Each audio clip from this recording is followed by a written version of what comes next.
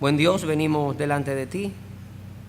Queremos suplicarte, Señor, que tú estés con nosotros en este tiempo, en este momento, Señor, que tu gracia, que a través de tu Espíritu Santo, Señor, tú abra nuestro entendimiento, nuestros corazones, Señor, a tu palabra, a tu verdad. Padre, que nosotros la apreciemos, Señor, que la atesoremos, Señor, y que vivamos por amor a tu nombre, Señor, conforme a lo que tú tienes en tu palabra. Así que asístenos ahora y bendícenos, en nombre de Cristo Jesús te lo pedimos. Amén. Busquemos, hermanos, en nuestras Biblias, Efesios capítulo 4. Y vamos a tener como si fuera una continuación de la predicación que tuvimos la última vez que el Señor nos dio el privilegio de estar acá. Y vamos a leer los primeros 6 versículos de Efesios capítulo 4. Si alguien no tiene Biblia, que le podamos prestar una. Todos tienen Biblia. Si todos tienen el pasaje, dice así la palabra: yo pues, preso en el Señor, os ruego que andéis como es digno de la vocación con que fuisteis llamados, con toda humildad y mansedumbre, soportándoos con paciencia los unos a los otros en amor, solícitos en guardar la unidad del Espíritu en el vínculo de la paz. Un cuerpo, un espíritu, como fuisteis también llamados en una misma esperanza de vuestra vocación. Un Señor, una fe, un bautismo, un Dios y Padre de todos, el cual es sobre todos y por todos y en todos. Si recuerdan la última vez que estuvimos estudiando la carta a los Efesios, veíamos que específicamente la carta a los Efesios, Pablo la escribe y vemos que el propósito fundamental o principal es el demostrarle a esta iglesia que realmente la elección de Dios, la gracia de Dios, si ustedes van al capítulo 1, versículo 3, que la gracia y la elección de Dios fue un acto soberano de Dios para el hombre, para ellos, los de Éfeso. Y si ven el versículo 11 también, dice que esa gracia que Dios tuvo para con nosotros, para con los hombres, dice que es una realidad que es a toda la iglesia, primeramente los que esperaban en Cristo, o sea, los judíos, y luego también los gentiles, los cuales dice que oyendo la palabra de verdad, el evangelio de vuestra salvación, y habiendo creído en él, fuiste sellado con el Espíritu Santo de la promesa. Así que esa promesa, esa elección que Dios hace en su gracia, tanto para los judíos como para los gentiles, o sea, para toda la humanidad, dice el Señor ahí que Dios manifiesta ese amor y esa gracia a todos. Y esa riqueza que nosotros hemos sido objeto ahora, que es la salvación para todos nosotros, dice que es un privilegio que nosotros tenemos. Y si ven el versículo 13 del capítulo 1, dice: en él también vosotros, habiendo oído la palabra de verdad, el evangelio de vuestra salvación, y habiendo creído en él, fuiste sellado con el Espíritu Santo de la promesa, que es las arras de nuestra herencia hasta la redención de la posesión adquirida para la alabanza de su gloria. Así que no solamente Dios en su gracia nos escoge, nos elige y nos da una herencia en los cielos, nos da una riqueza por su gracia en los cielos, sino que también que Él garantiza esa herencia que hemos tenido. Y dice que la garantiza hasta la posesión, hasta que nosotros tengamos esa herencia que realmente se manifestará en los cielos. Así pues, es un llamado de redención que Dios hace, lo cual nosotros por fe abrazamos, lo cual nos incluye en la familia de Dios. Así que hay un propósito mientras tanto estamos en esta tierra, que lo dice el capítulo 4, versículo 11 de Efesios. Hay un propósito y por eso Dios ha constituido su iglesia. Y dice el versículo 11 del capítulo 4 que Él mismo constituyó a unos apóstoles, a otros profetas, a otros evangelistas, a otros pastores y maestros, a fin de perfeccionar a los santos para la obra del ministerio, para la edificación del cuerpo de Cristo, hasta que todos lleguemos a la unidad de la fe y del conocimiento del Hijo de Dios, a un varón perfecto, a la medida de la estatura de la plenitud de Jesucristo, de Cristo. Así que el propósito en sí, mientras estamos en esta tierra, es que nosotros crezcamos, dice, a la medida, a la estatura de Cristo, que seamos perfeccionados así como Cristo. Así que viendo el propósito y el fin por el cual tú y yo estamos, siendo elegidos ya por Dios, siendo hijos de Dios, lo que yo quiero que veamos en esta noche, después que nosotros recibimos esa posesión, ¿cuál es la acción cómo debemos nosotros actuar en esta tierra.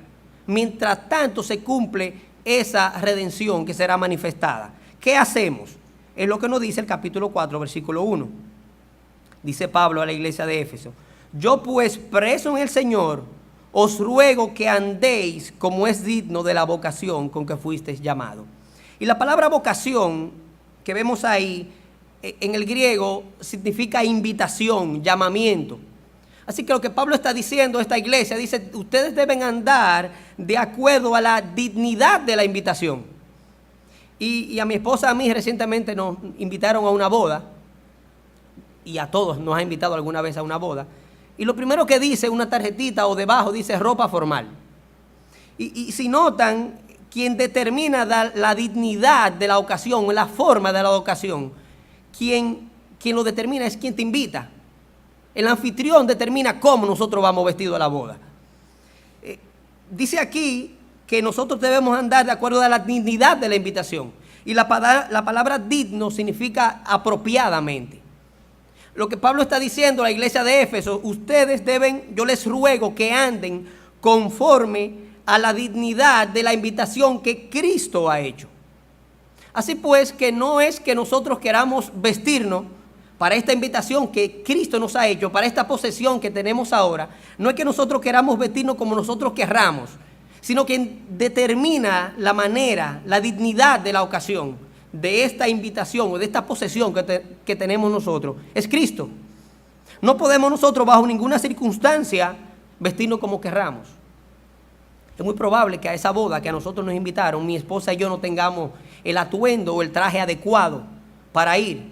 O sea, tenemos dos opciones: o compramos uno o alquilamos uno. Pero bajo ninguna circunstancia nosotros podemos aparecernos a aquella celebración con una ropa común, con una ropa vieja. Porque nosotros avergonzamos a aquel que nos invitó, porque vamos con una ropa indigna. Así que la advertencia aquí es muy elocuente cuando el Señor dice: no podemos vestirnos con una ropa andrajosa, una ropa sucia, una ropa vieja. O sea, nosotros como creyentes ahora tenemos una posesión, nos hicieron una invitación por la gracia y la soberanía de Dios. Así que nosotros no podemos andar vestidos como andábamos vestidos antes. Debemos vestirnos de una manera adecuada, digna para la invitación que Cristo nos hace. Si ustedes se fijan y recuerdan el pasaje de las bodas que está en Mateo, dice que fueron invitados y muchos no fueron. La gente rechazó la invitación, estaban cada quien ocupado. Sin embargo, luego dice que el Señor dice: bueno, busquen a todos los que están en las plazas, en las calles, y tráiganlo. Y fíjense lo que dice el versículo 11 de Mateo 22. Y entró el rey para ver a los convidados y vio allí a un hombre que no estaba vestido de boda. Y le dijo: amigo, ¿cómo entraste aquí sin estar vestido de boda? Mas él enmudeció. Entonces el rey dijo a los que servían: atádele de pies y de manos y echadle en las tinieblas de afuera. Allí será el lloro y el crujir de dientes. Es aquí que el llamado de nosotros es vestirnos de acuerdo a la ocasión.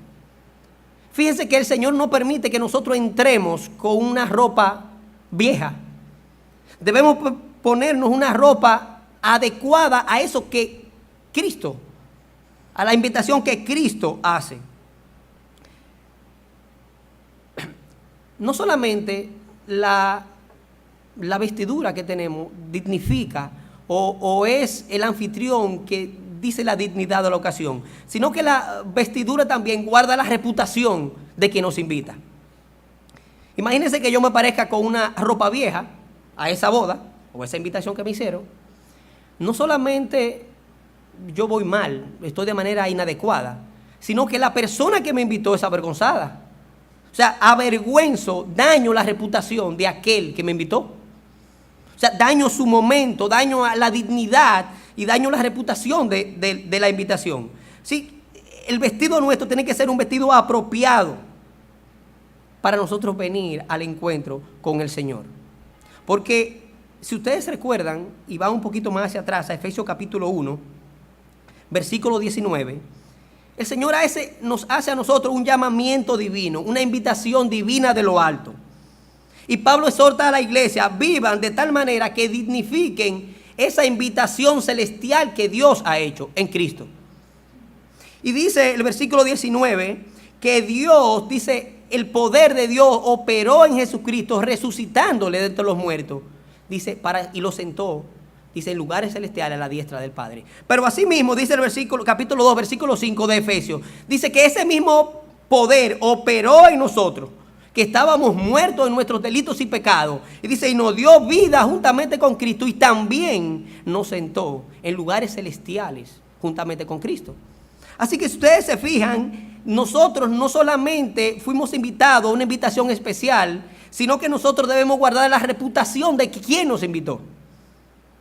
Así que nuestras vidas, como andamos, como nos vestimos, con la dignidad que nos vestimos espiritualmente, está guardando la imagen y la reputación de Jesucristo. Cuando nosotros como creyentes andamos de manera inapropiada, estamos avergonzando la fama de Cristo, estamos dañando la fama de Cristo.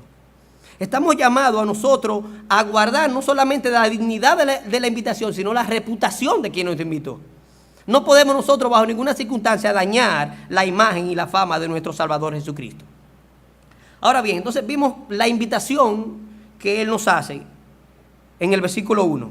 Si van conmigo de nuevo a Efesios 4:1, dice, yo pues preso en el Señor os ruego que andéis como es digno de la vocación con que fuiste llamado. Entonces veíamos que vocación es la invitación.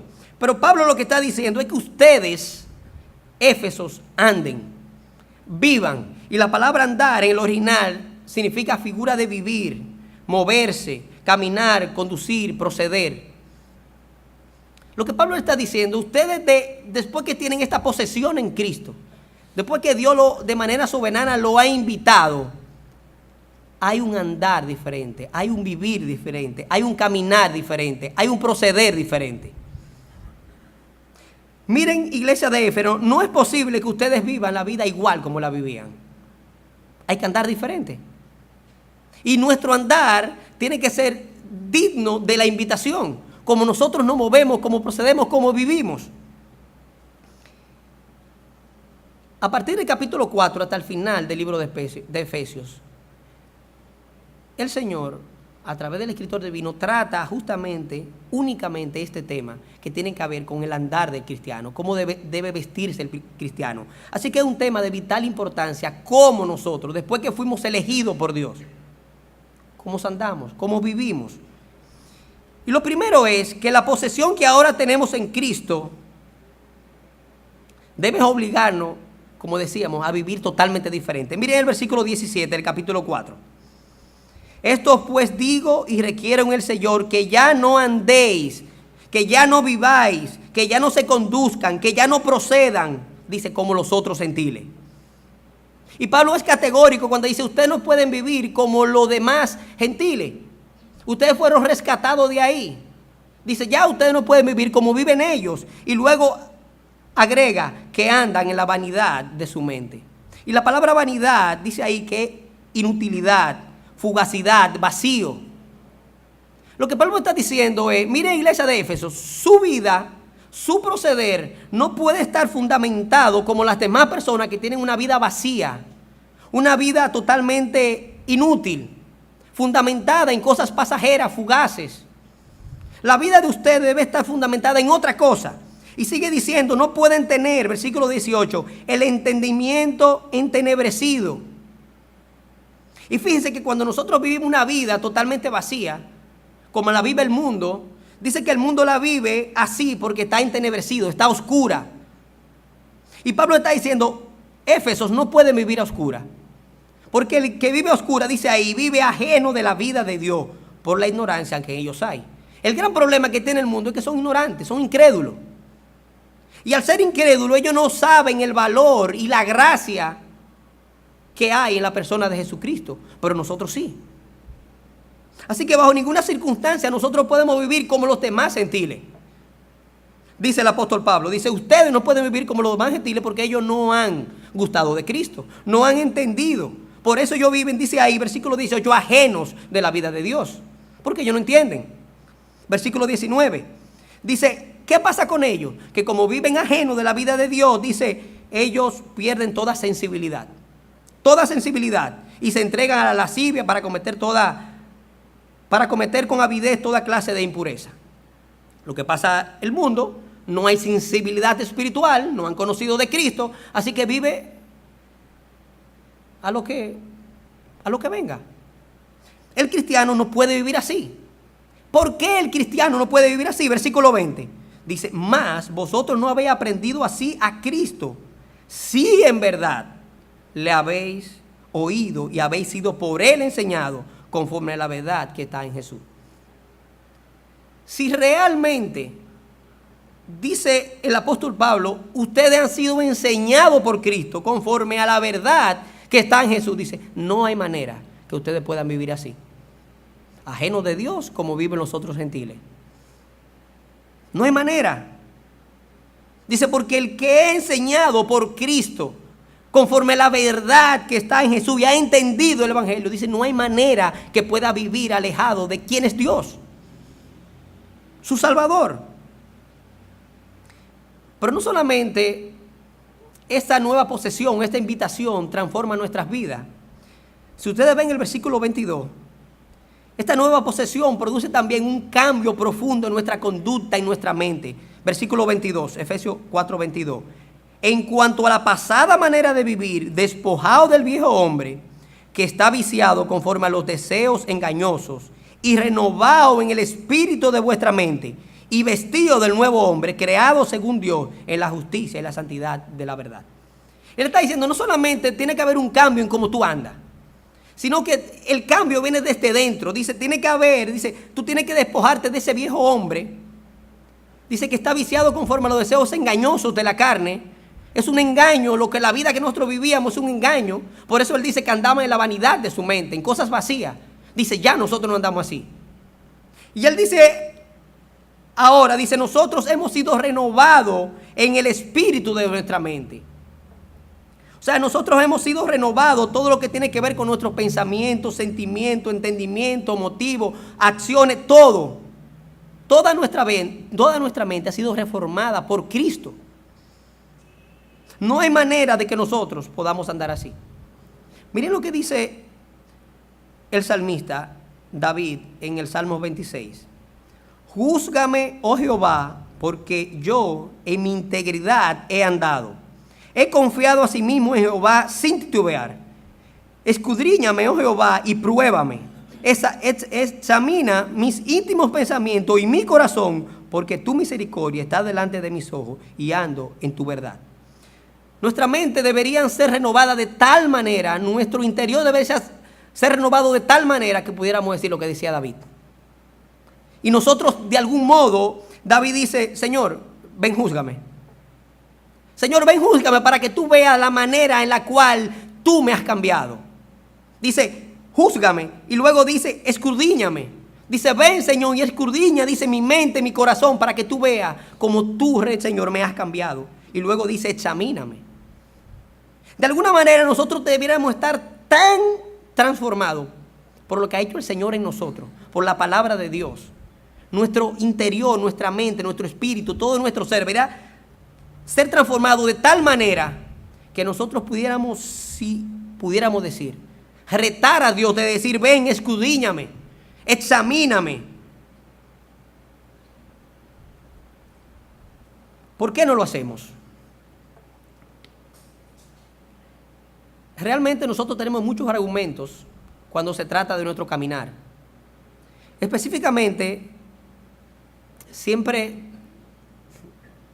tomamos que hay una debilidad carnal, que hay una naturaleza caída, por lo cual somos débiles, por lo cual pecamos, por lo cual caemos, por lo cual nuestra vida no puede ser tan limpias delante del Señor. Y es un argumento y una justificación que nosotros tomamos muchas veces. Pero fíjense que Pablo a la iglesia de Efesios no le permite. Él le está hablando, exhortándole, y desde el capítulo 4 hasta el capítulo 6, él le hace una lista de pecados, lo cual ellos deberían quitar de su vida. Deberían quitarlo. Pablo no le da opción a que ellos, bueno, es que tú sabes que, dice, no, esos pecados, si tú no te los quitas, dice, tú eres objeto del juicio de Dios. Y dice, y tú no vas a entrar al reino de los cielos. no eres digno de entrar al reino de los cielos. Miren el capítulo 5, versículo 2. Él le dice, andad en amor como también Cristo nos amó y se entregó a sí mismo por nosotros, ofrenda y sacrificio a Dios en olor fragante. Y él está diciendo en ese verso, dice, ustedes deben andar, ¿cómo? En amor, ¿como quién? Dice, como Cristo. Como también Cristo nos amó. Y al final esa entrega de Jesucristo subió, dice, que fue olor fragante a la presencia del Señor. Así que lo que él está diciendo, nosotros debemos imitar a Cristo y hacer lo que Cristo hizo. Dice que él echó a un lado todo lo que fueron los privilegios y derechos que tenía, siendo Dios. Y vino y murió en una cruz por nosotros, y eso a Dios dice que le fue olor fragante. Así mismo nosotros debemos matar, quitar de nosotros todo lo que son nuestros pecados por amor a Dios. Dice, para que nuestras vidas suban delante de Dios como olor fragante. No tenemos excusa de nosotros decir, no, nuestras vidas tienen que ser olor fragante delante de la presencia de Dios. Y de la única manera que eso es posible es si nosotros quitamos nuestro pecado de nuestras vidas. A veces pensamos que Pablo quizás se contradice con lo que decía en Romanos capítulo 7.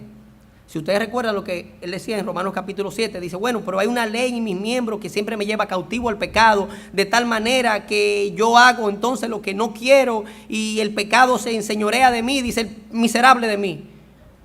Dice, ¿quién me librará de este cuerpo de muerte? Pero fíjense lo que dice al principio, al final de ese pasaje. Romanos capítulo 7, versículo 25. Gracias doy a Dios, después que él dice ese discurso del problema que él tiene de pecado y de la situación y de lo que hace el pecado en su vida, dice él, gracias doy a Dios por Jesucristo Señor nuestro. Así que yo mismo con la mente sirvo a la ley de Dios, más con la carne a la ley del pecado. Él sabía que la carne era débil y que en su interior, en sus miembros había debilidad. Pero él dice, gracias Señor porque tú me diste a Jesucristo. Gracias Señor porque tú me diste la mente de Cristo. Y ahora dice, con mi mente, con mi interior, con todo lo que yo soy, dice, yo puedo servir ahora a Dios. Yo puedo servir a la ley de Dios. Nosotros no tenemos ninguna justificación para pecar. Nosotros tenemos la capacidad de nosotros decirle no al pecado. Porque Cristo ya venció el pecado. El pecado no se enseñoreó sobre él y nosotros tenemos el Espíritu de Cristo en nosotros. Nosotros tenemos la capacidad ahora de nosotros conquistar ese pecado que ya Cristo eliminó en nuestras vidas. Ya el pecado no tiene manera de enseñorearse de nosotros. Nosotros tenemos la capacidad de vivir una vida santa delante del Señor. De hecho, la palabra andar significa prueba de capacidad. Cuando Pablo está diciendo, dice, anden, está diciendo, ustedes tienen la capacidad, tengan la capacidad de andar digno de la invitación con que Cristo le llamó. Así que vemos entonces que hay un propósito definido, y ese propósito es que nuestras vidas sean conformadas a la imagen de Cristo. Hemos recibido una posesión que Dios por su gracia nos ha dado en Jesucristo, pero durante estemos en esta tierra y hasta que nosotros lleguemos a los cielos, hay una vida que debemos actuar. Y existe el riesgo que si nosotros no estamos viviendo de la manera, si no estamos modelando la vida que Dios quiere, si no estamos siendo transformados como Dios quiere que seamos transformados, que el propósito de Dios en nuestra vida no se esté cumpliendo. Y pudiéramos hacernos la pregunta, bueno, está bien, ¿cómo ando, cómo vivo de manera que traiga gloria a Cristo de hoy en adelante? Si siguen leyendo conmigo en Efesios 4:1, dice, yo pues, preso en el Señor, os ruego que andéis como es digno de la vocación con que fuiste llamado, con toda humildad y mansedumbre, soportándoos con paciencia los unos a los otros en amor, solícitos en guardar la unidad del Espíritu en el vínculo de la paz. Un cuerpo, un espíritu, como fuiste también llamado, en una misma esperanza de vuestra vocación, un Señor, una fe, un bautismo, un Dios y Padre de todo, el cual es sobre todo, por todos y en todo. Y de alguna manera parecería que el andar y el vivir correctamente del creyente tiene que ver con la unidad eclesiástica, con la unidad de la iglesia. Porque ese pasaje está hablando de la unidad. Dice, vivan humildemente, mansamente, soportándose unos a otros, guardando el vínculo de la unidad de la paz. parecería que el Señor dice, bueno, tu andar, tu vivir correctamente está ligado a cómo la iglesia vive en unidad, a la unidad de la iglesia. Y yo creo que la realidad no está lejos de ahí, porque si ustedes se fijan, Él está diciendo de versículo 3 al versículo 6 que todos nosotros tuvimos una misma invitación, tuvimos un mismo llamado. O sea, el propósito al final, tuyo y mío, independientemente de los dones que Dios nos haya dado y de las funciones que tengamos dentro del cuerpo, todos tenemos un mismo propósito, que es la santificación del cuerpo, la perfección, que todos seamos conformados a la imagen de Jesucristo. Y por eso que dice ahí que todos tuvimos una misma vocación, o sea, todos tuvimos una misma invitación, dice, y fuimos llamados en esa misma esperanza. Y dice, tenemos un mismo Dios, un mismo Espíritu, tenemos un mismo Señor, un mismo bautismo, un mismo Padre. O sea que el llamado es, viendo la unidad y la singularidad del llamado, la iglesia de Cristo debería toda estar andando de la misma manera, perfecta y santa. Todos nosotros deberíamos tener el mismo proceder. Todos nosotros deberíamos tener el mismo andar, perfecto y santo, sin pecado. Porque todos fuimos llamados para ese propósito. Y Dios nos suministró a todos de su mismo espíritu. No le dio un espíritu diferente a Pepe, a Teotemi, al pastor, a mí. Todo nos dio a beber del mismo espíritu. O sea que la unidad de la iglesia, la perfección de la iglesia debe ser igual en todos los creyentes. Así que en la medida que todos andamos dignamente, conforme a esa invitación, en esa misma manera nosotros damos gloria al anfitrión o al que nos invitó, que es Jesucristo. A la medida que la iglesia toda, santa y piadosamente vive, damos gloria al Señor. Pero ¿qué pasa? Por ejemplo, el día pasado yo veía algo en la televisión, creo que era del presidente, y un acto muy solemne, y de repente se paró una persona y comenzó a vociferar cosas al presidente. O sea, de repente una persona dañó todo aquello, toda aquella solemnidad, todo aquel respeto, toda aquella, pudiéramos decir, gloria que se le daba a la persona que estaba llevando a cabo aquella plenaria o aquel discurso. Una persona dañó todo. Asimismo, en la iglesia, mi pecado afecta todo el cuerpo. Somos un cuerpo en Cristo. Mi pecado afecta todo ese cuerpo. O sea, nosotros tenemos que estar atentos a que y saber la responsabilidad que tenemos dentro del cuerpo. Fíjense que dice Efesios 2:19. Así que ya no soy extranjero ni advenedizo, sino conciudadanos de los santos y miembros de la familia de Dios, le está diciendo a los gentiles, edificados sobre el fundamento de los apóstoles y profetas, siendo la principal piedra del ángulo Jesucristo mismo, en quien todo el edificio, bien coordinado, va creciendo para ser un templo santo en el Señor. Fíjense que el énfasis es que, o sea, ya ahora somos miembros de una familia, que es la familia de Dios, y esa familia es que se llama el edificio de Dios, va creciendo. Dice, para que el templo sea un templo santo. Todos debemos estar formados del mismo material, de la misma santidad, para que el cuerpo no haya problema. Si usted fabrica una torre y le pone una varilla podrida, hay muy probable que el edificio esté en riesgo. Si usted le pone un cemento, no sé, que se pasó, o usa materiales inapropiados, el edificio está en riesgo. Nosotros somos parte y pieza de ese enorme edificio que es la iglesia, donde el fundamento es sólido, que es Jesucristo. Así que cada uno de los elementos que van formando ese edificio deben ser también sólidos. Nuestra vida no pueden tener pecado porque ponen en riesgo la iglesia. La colectividad de la iglesia se pone en riesgo cuando hay personas con pecado dentro de la iglesia. ¿Saben por qué? Porque todos los elementos del cuerpo son importantes. Si Dios nos trajo por su gracia y nos dio esta herencia, esta posesión, nos hizo esta invitación, nosotros debemos cumplir una función dentro de ese cuerpo. Cumplimos una función. Primera de Corintios capítulo 12. Pero ahora son muchos los miembros, pero el cuerpo es uno solo. Ni el ojo puede decir a la mano, no te necesito, ni tampoco la cabeza, los pies, no tengo necesidad de vosotros. Versículo 26. De manera que si un miembro padece, todos los miembros se duelen con él. Y si un miembro recibe honra, todos los miembros con él se gozan. Todos los miembros, cuando un miembro de la iglesia está padeciendo, está sufriendo, está pasando por situaciones de pecado, toda la iglesia se duele. Porque él es una parte de ese cuerpo. Y una parte del cuerpo está siendo afectada. Es imprescindible la santificación colectiva del cuerpo. Nosotros no podemos estar ajenos a lo que pasa en la iglesia. Porque nosotros somos parte de ese cuerpo. Y si un cuerpo está afectado, debemos estar consolándolo, o debemos estar orándolo, o debemos estar amonestándolo, pero debemos estar con esa parte del cuerpo, preocupados por esa parte del cuerpo, porque es tu mismo cuerpo, es un solo cuerpo.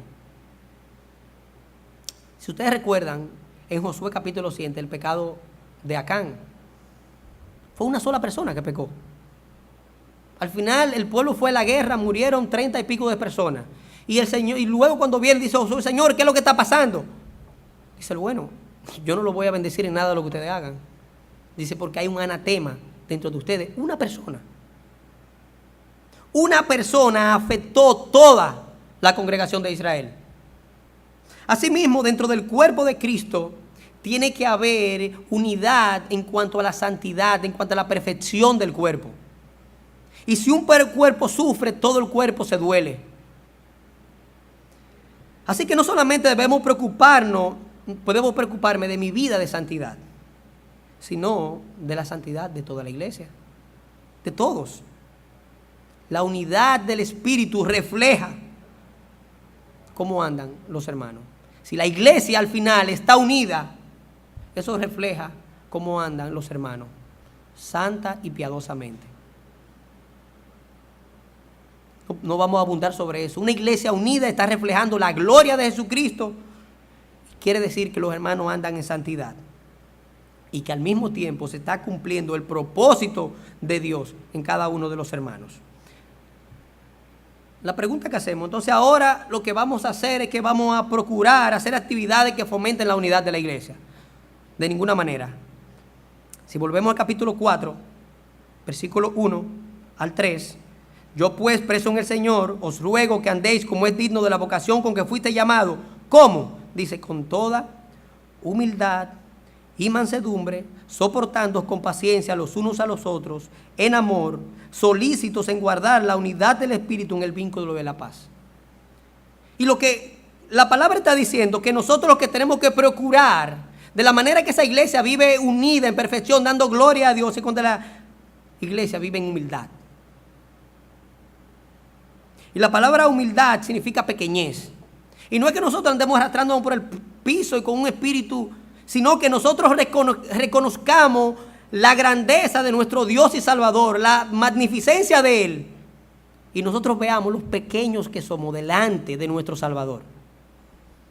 Y el día que nosotros vivamos reconociendo y recordando quién es Cristo, lo que Él ha hecho por nosotros, la grandeza de su amor, dice, nosotros vamos a vivir humilde. Y dice ahí, no solamente con toda humildad, dice con toda mansedumbre. Y la palabra mansedumbre es gentil. Y generalmente tiene que ver con la relación que tenemos con los demás. Así que lo que Dios está diciendo, que nosotros tenemos que ser delante de Él, ver nuestra pequeñez. Y cuando nosotros vemos nuestra pequeñez, eso afecta la relación que tenemos con los demás. Porque el gran problema es que nosotros nos creemos muy importantes, muy grandes, porque la soberbia, el ego, está en nosotros. Así cuando nos sentimos grandes, vemos los otros hermanos chiquitos. Pero el gran problema es que no estamos mirando a Cristo. Porque si miramos a Cristo, vamos a ver a Cristo grande, grande, y nosotros pequeñitos. Y cuando lo veamos tan pequeño, nuestra relación con los demás va a ser, dice ahí, sencilla. Vamos a ser humildes también con ellos, gentiles. y luego dice soportándoos con paciencia. O sea, vamos a ir soportando cada hermano, dice con paciencia, largamente, longanimidad, o sea, paciente, largo. Y fíjense que esa paciencia es una paciencia larga, continua, hasta que nosotros heredemos los que vamos a heredar. De la manera que podemos vivir unidos como iglesia y reflejar la gloria de Dios es cuando nosotros somos humildes, mansos y entre nosotros, dicen, nos soportamos pacientemente los unos con los otros. Porque cuando somos humildes, vamos a ser capaces de quitarnos el traje de orgullo que tenemos. Y si al final de este capítulo, ya no lo vamos a ver, pero al final del capítulo 6 de Efesios, ustedes recuerdan ese pasaje de toda la armadura de Dios. El día que nos veamos tan pequeñitos delante de Dios, nosotros vamos a querer ponernos el traje de Dios. Y así mismo, como dice en Efesios 6:11, nos vamos a vestir de toda la armadura de Dios para poder estar firmes contra las acechanzas del maligno. Pero mientras nosotros estemos con el traje de nosotros, vamos a ser presa fácil del Satanás y vamos a traer disensión, división dentro del cuerpo, vamos a estar débiles. Debemos estar humildes, mansos con los demás hermanos. Y dice ahí, y luego ponernos el traje de Jesucristo. Así que, hermanos, Dios nos ha sentado con Cristo en un lugar celestial. No podemos vivir ajeno a la vida de Dios. Tenemos que vivir nuestras vidas para Dios. Y debemos vivir de tal manera que dignifiquemos ese llamamiento que Dios nos ha hecho y nosotros elevemos la fama y la reputación de Jesucristo delante de los demás. Y nuestras vidas limpias, santas, deben reflejar delante de Dios, deben subir delante de Dios como olor fragante, como fue la vida de Cristo. Oremos. Señor, gracias te damos porque algo tan glorioso, Señor, un privilegio incomprensible, Padre, de tú habernos amado, Señor, y darnos una posición en los cielos a tu lado por la eternidad, Señor. Te pedimos perdón, Padre, porque a veces vivimos como que no entendemos ese enorme privilegio. Así que lo que te suplicamos es que tú permitas que nuestras vidas, Padre, sean edificadas en Cristo, Padre, y que tú permitas que cada uno de nosotros sea conformado a la imagen de Cristo y que podamos andar, oh Dios, de tal manera que nosotros demos gloria y honra a la persona de Jesucristo. En nombre de Cristo Jesús te lo pedimos. Amén.